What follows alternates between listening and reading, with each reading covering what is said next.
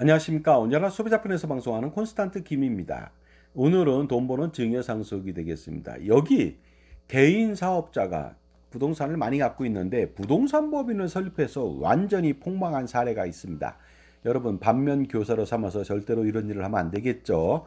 부동산이 많은 사람이 있습니다. 그의 고민은 우선 너무 많은 임대료 수입 때문에 종합소득세 납세 문제가 가장 큰 문제죠. 그 다음에 건강보험료도 엄청납니다. 따라서 종합소득세 때문에 아무리 많이 벌어도 버는 돈의 최고 49.5%를 세금으로 내야 하니까 안타깝기 그지없고 아깝기 그지없겠죠. 그런데 여기에 건강보험료까지 지속적으로 내게 된다면 정말로 설상가상이 아닐 수가 없겠죠.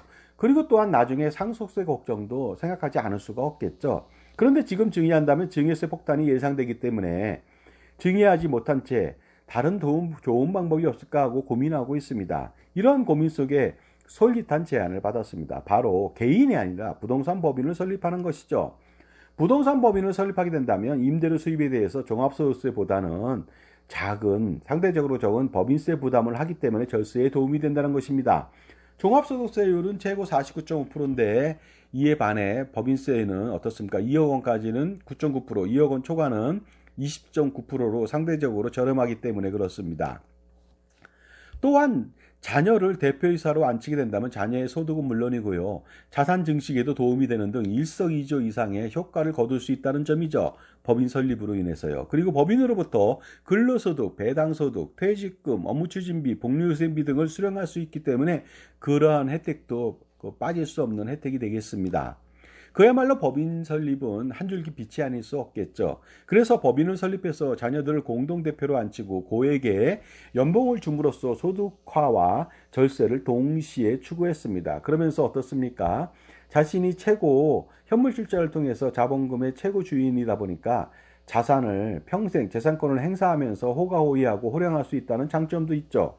물론 본인도 이사로 등재돼서 적은 연봉만 받는다면 건강보험료 부담도 완벽하게 해소시킬 수가 있습니다.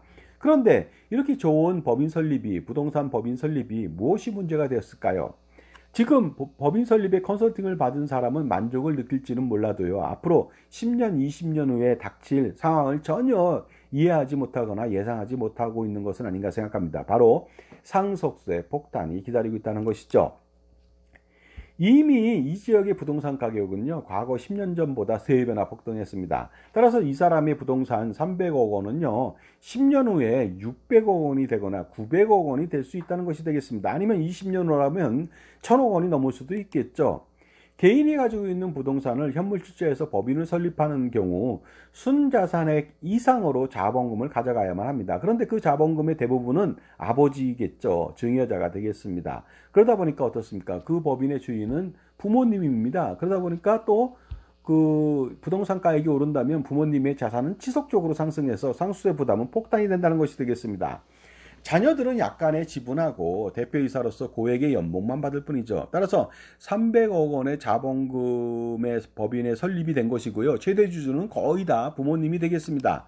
이런 상태에서 10년 후 법인 평가액이 600억 원이 된다면 상속세는 거의 절반인 300억 원가량을 납부해야 하는데 부동산 법인이 돈이 어디 있습니까? 납부할 방법이 없겠죠. 특히 그 이상으로 부동산 가격이 폭등한다면 결코 자산이 늘었다고 해서 웃을 일이 아니죠. 황당한 일이 벌어지게 되는 것입니다. 그런데 부동산 법인 설립으로 인해서 발생하는 문제는 여기에 그치지 않습니다. 비록 개인에서 법인으로 전환해서 법인세 혜택을 볼 수는 있지만 다시 소득화할 경우 최고 소득세는요, 종합소득세 49.5%는 피할 수가 없다는 점이죠. 그리고 추후 부동산 매각 시 15년 이상 보유하고 있더라도 법인은 장기 보유 특별공제를 받을 수가 없습니다. 물론 법인은 받으나 안 받으나 똑같습니다. 법인세를 내면 되니까. 하지만 개인이었을 때 비교해서 30% 손해가 난다는 것은 자명하죠. 그리고요, 만약 양도차익이 400억 원일 경우에 어떻습니까? 그 금액은 실로 큽니다. 무려 120억 원의 공제를 받지 못하니까 손해가 이만저만이 아닙니다. 그런데 여기 말고 또 문제가 있습니다. 정말로 황당하지 않지 않습니까? 자, 지금까지 제 정보가 도움이 되신다면 무료 구독하고 좋아요 부탁드리고요. 그 멤버십 회원가입을 통해서 400여 편의 멤버십 회원들한테만 오픈되어 있는 콘스탄트 김의 절세 노하우 비법을 배우셔갖고 수억 원 내지 수십억 원 아니면 그 이상의 절세를 해보시기 바랍니다.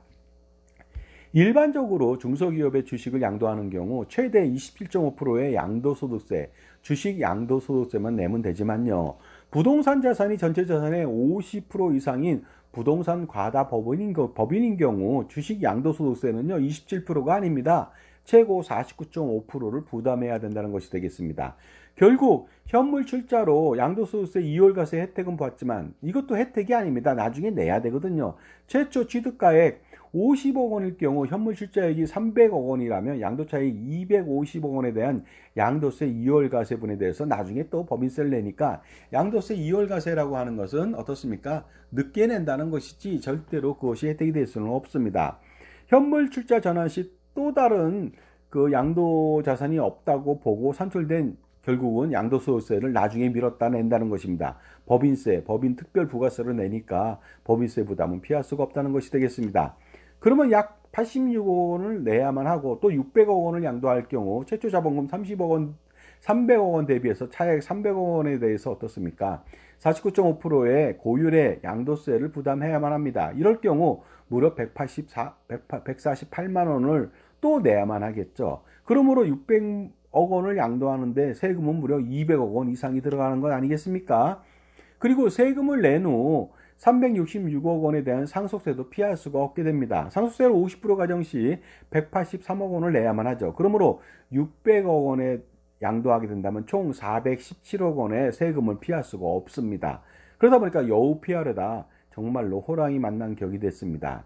개똥 피하려다가 정화조 속에 퐁당 빠진 것이죠. 조금 편한 것을 추구하다가 지옥으로 빠진 셈이 아닐 수가 없습니다.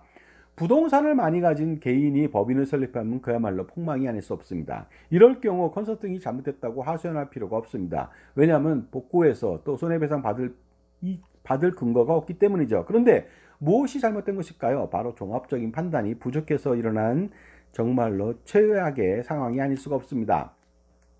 당장 눈앞에 이익을 쫓다 보니까 소탐대실을 하게 된 것이죠. 법인으로 설립한 이상 이제 다시 예전으로 돌아갈 수는 없습니다. 따라서 가장 좋은 컨설팅은요, 양도세, 증여세, 상속세 등 세금에 대한 정확한 이해와 절세 전략이 되겠습니다. 물론 건보료 등 준조세도 마찬가지가 되겠습니다. 그러나 부동산 법인 설립과는 달리 콘스탄트 김의 넥스트 제너레이션 플랜, NGP 플랜을 통해서 가족투자법인을 설립 및 운영을 하게 된다면 엄청난 절세와 이익을 제공할 수가 있습니다. 왜냐하면 현물 출자한 부동산 설립 법인은요, 증여자인 할아버지, 아버지의 지분이 100%입니다, 거의. 하지만 콘스탄트 김의 NGP 플랜은 손자녀의 지분이 100%거든요. 이 차이가 있다는 것이 되겠습니다. 그래서 100년 동안에 투자와 증여세, 상속세, 소득세, 건보료 등 다양한 절세와 절감을 기대할 수가 있습니다. 그러니 어떻습니까?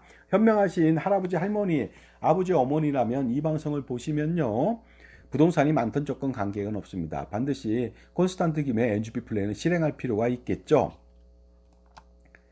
자, 지금까지요, 부동산이 많은 개인 사업자가, 임대 사업자가 법인 설립해서 폭망한 사례를 봤습니다. 이 폭망한 사례는요, 10억 원, 20억 원이면 그럭저럭 넘어갈 수도 있겠죠. 물론 그 금액도 큽니다만. 근데 수백억 원, 수천억 원이 된다면요, 이것은 다시 복구할 수가 없습니다. 그러니 적격 컨설팅을 받는 것은 굉장히 중요하다고 말씀드릴 수가 있습니다. 감사합니다.